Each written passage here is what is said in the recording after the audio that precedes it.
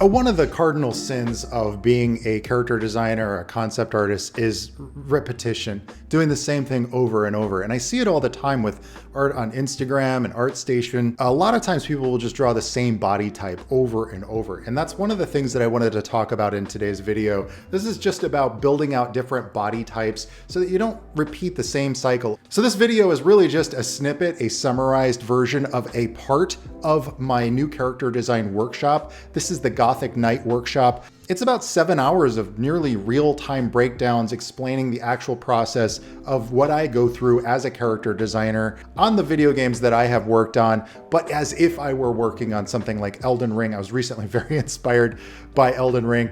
It's as if I were working on that. This is my thought process of how I would design this character. But this is just the first part of it, just talking about body types. So if you're serious about being a character designer on any style of game, this workshop is going to be very, very helpful. In fact, I would say it's probably the most comprehensive, most detailed breakdown of my process creatively for character design and armor design. So if you're serious about being a character designer in video games, I definitely recommend that you go and pick up that workshop. It is on sale if you use the coupon code below the video. All right, dudes, let's talk about body types and how you can create more variety. So I'm gonna break this up into two parts. One is the time lapse and then the second is the breakdown. And a lot of you might be thinking, well, I don't need to worry about this. I just trace geometry. But the problem, the problem you're gonna run into is that at some point or another, you're gonna have to understand anatomy. You're gonna have to understand how a character would look with more muscle on their body versus less muscle on their body, the weight distribution, how the muscles connect. And the long and the short of it is you can't be a character designer if you can't draw a body in multiple different poses and with different amounts of muscle.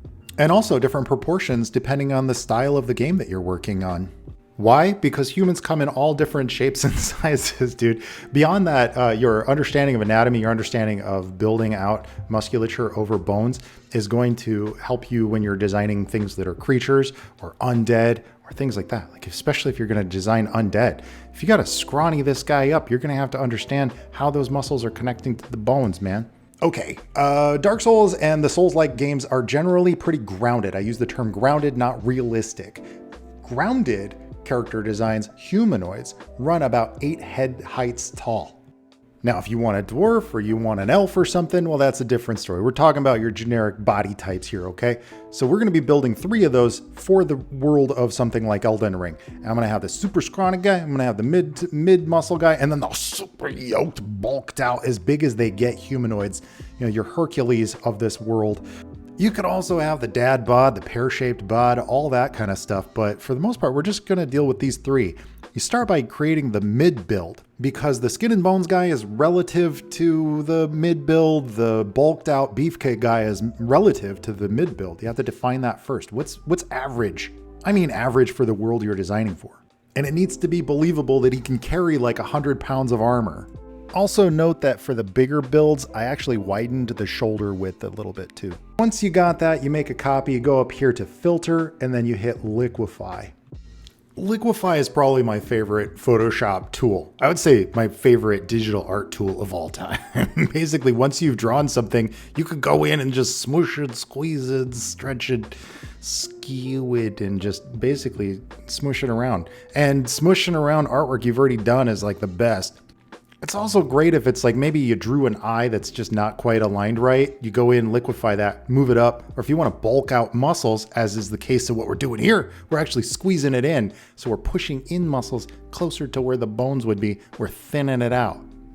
Now that Liquify doesn't do all the work for you, I pulled up this really awesome reference. A skinny ass dude. You can see how the skin just stretches over the bones of the rib cage.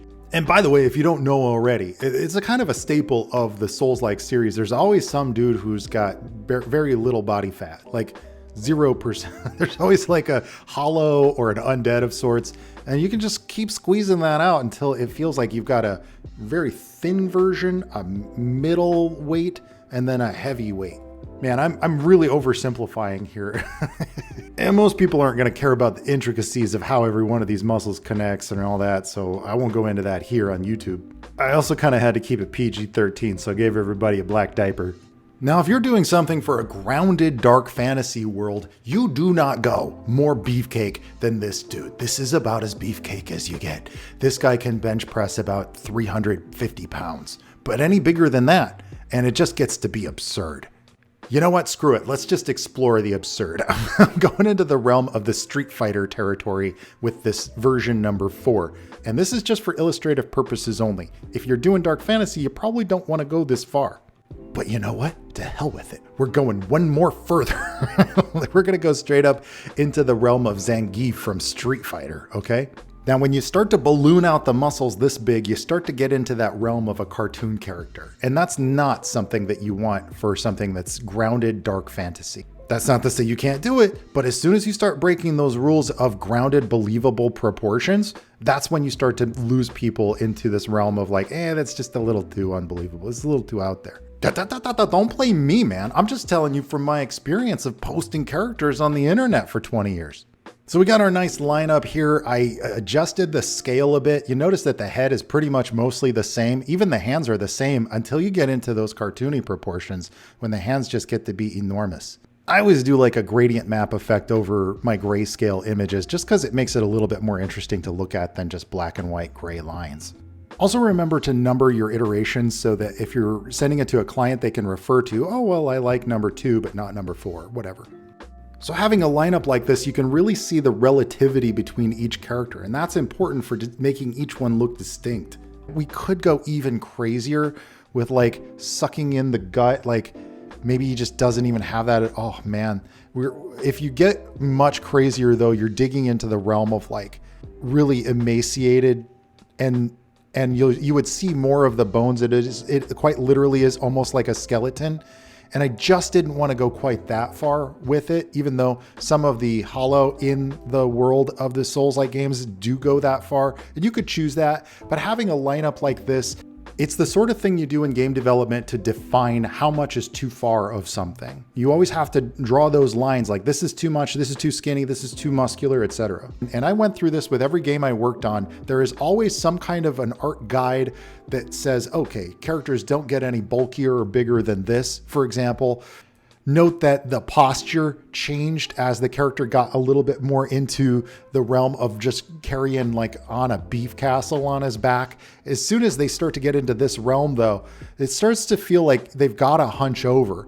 And you seldom see characters with this kind of a build where they're not hunched over in video games. You wouldn't see something like that in Elden Ring, but you might see it in Overwatch or Street Fighter. But also consider that when you have a character that's this bulky, they're probably not going to be very agile. So if you're a character designer, you're going to want to think in terms of the mobility of the character. Everything about the character's body type is also part of the story of your design. A design of a king with a big belly and very little muscle tells a different story than a king who is chiseled and goes around shirtless, for example. So if you've got a ninja or you've got a more stealthy kind of a character or somebody that moves very quickly, you're going to want to go with a body type that's a lot more like this. But if the game design calls for a character who just does one-hit smashes with like a greatsword or a giant hammer, then you probably do want to go into the realm of something this big. But again, if you're doing something in a grounded dark fantasy world, you want to go with that as basically your biggest body type that you would go with. When I start on a job doing character designs, I always start out my process this way, and that allows me to establish a baseline so that I can go, all right, well, maybe I want to make the arms a little longer, and maybe I want to try something where the character's neck is a little bit longer, or he's a little bit more wiry. You work all that stuff out in the body type before you even move into the clothing and costume design.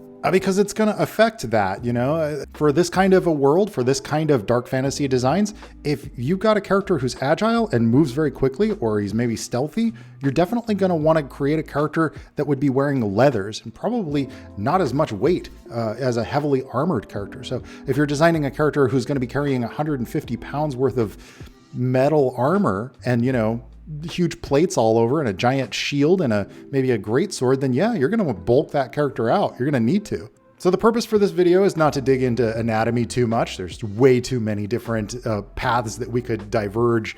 But since this is really focused on character design, I felt it was important to impart the same kind of thinking about storytelling in the character's body type before we dig into the actual armor and clothes and pattern work and shape language and distribution of detail and large flat areas versus, highly detailed chainmail areas, etc., and all that.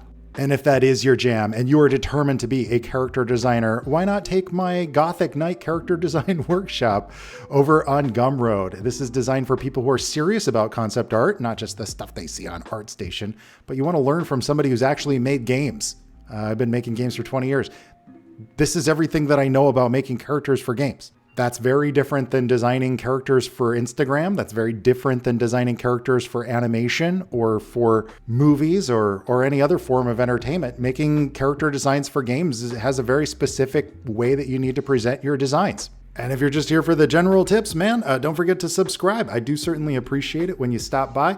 Don't forget to hit that bell and all the buttons.